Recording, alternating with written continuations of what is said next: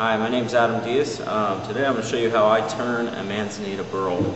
I'm going to turn a bowl out of this blank here I've already picked out.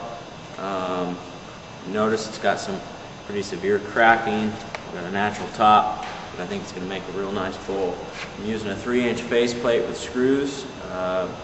There's many different ways. You can use a single screw faceplate. There are chucks, jam chucks. I mean, any lathe turner's probably got many possibilities in their arsenal. This just happens to be what I'm going to use today.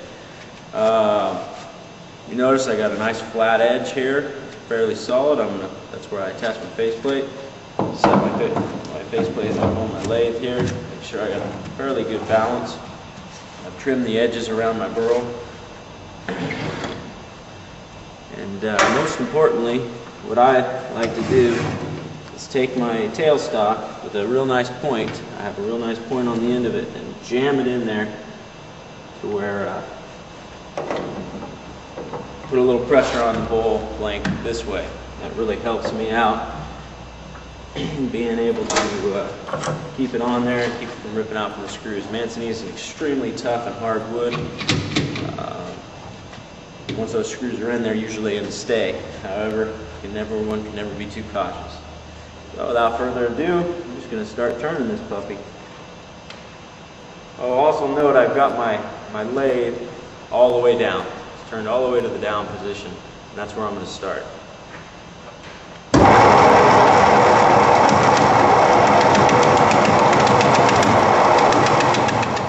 Okay, now that I've gone ahead and kind of balanced out my blank here, got the imbalances off of it, got a fairly nice round turn blank, I'm going to start making my cuts in to the back and bring it around like it's a bowl.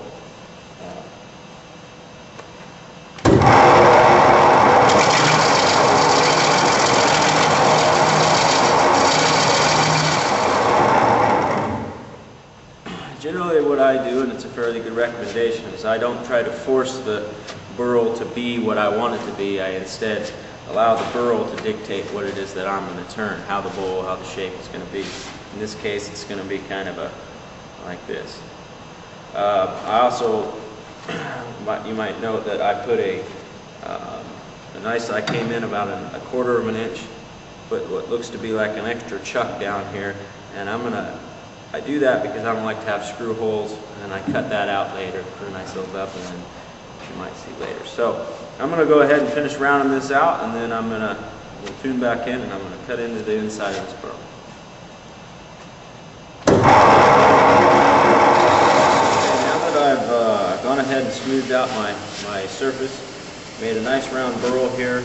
I've got a nice foot at the end that I will eventually cut off. At this point, you know, sometimes if I was using, say, a single screw or something, I cover that with a sticker, and I'd leave that foot, and that actually turns out quite nice. But in this case, I'm turning with screws. I don't want to see those screw marks, so I'm going to end up cutting that off, and I'm going to come back to that later. As of right now, I'm going to start digging to the inside of this burl, which is going to be very choppy at first, but in time, it's going to start to smooth out.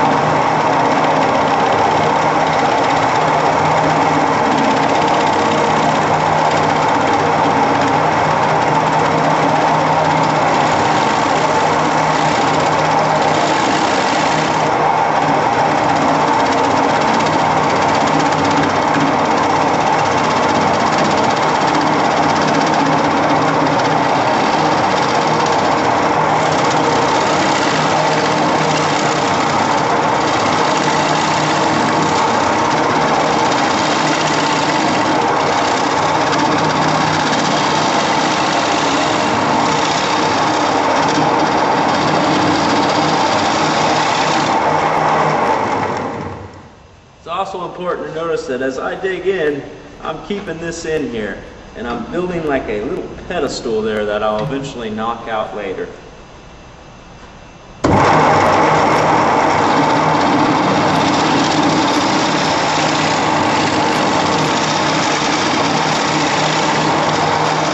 For a few minutes now here, and I've dug myself a nice deep hole. I'm noticing that I got some really solid burl down in here, so I'm happy with that. because that's one thing to definitely note about Manzanita Burl is you really never know what you're going to get. I've turned into stuff that you would think is just going to blow up on you, and it ends up being the most beautiful solid piece of burl you've got, and then I vice versa turned into stuff that should be completely solid. You get into the inside and it's hollowed out, rotten. It's just the nature of the burl. It's an extremely hard burl to work, but once you get it down and you do it for a while, boy, I tell you, it's rewarding. So notice here I have my pedestal is still in there, if you can see, and what I'm going to do is I'm going to be careful not to let it break. I try not to let them break while I'm turning, but occasionally that does happen. It just spooks you more than anything. But I'm going to try to dig that down, and then I'm going to break it out of there.